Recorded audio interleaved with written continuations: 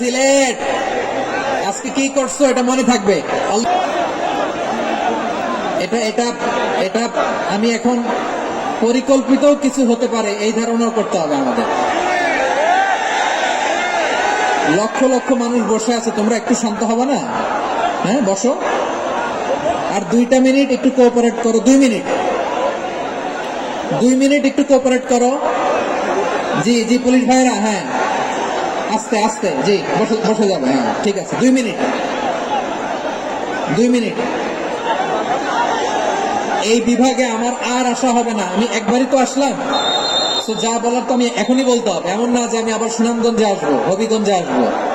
খুবই গুরুত্বপূর্ণ কয়েকটা কথা আমি রাখবো তোমাদের সামনে। বসো, শেষ করে দিব। এই তো আর 10 মিনিট সময় আছে আমার হাতে। বসো, মাশাআল্লাহ, এই ঠিক আছে, বসো বসো বসো।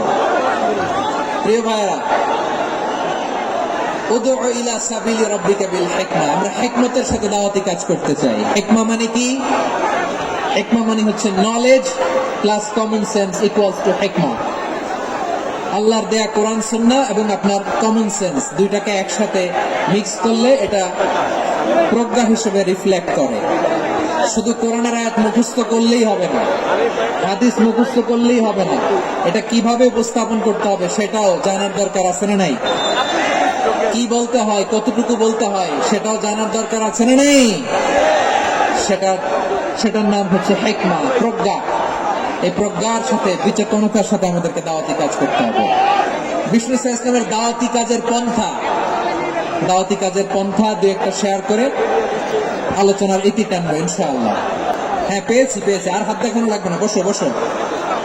আমি মেহেরবানি করে ড্রোন কভারেজ আপাতত বন্ধ করতে বলবো, আপাতত সরিয়ে ফেলেন। ড্রোন দেখলেই সবাই হাত দেখায়, হ্যাঁ চলে যাক, আমার দিকে তাকায়। জি ঠিক আছে। সিলেট আজকে কি করছো এটা মনে থাকবে। আল্লাহুম্মা আমিন। রব্বানা ظلمنا أنفسنا وإن لم تغفر لنا وترحمنا لنكونن من الخاسرين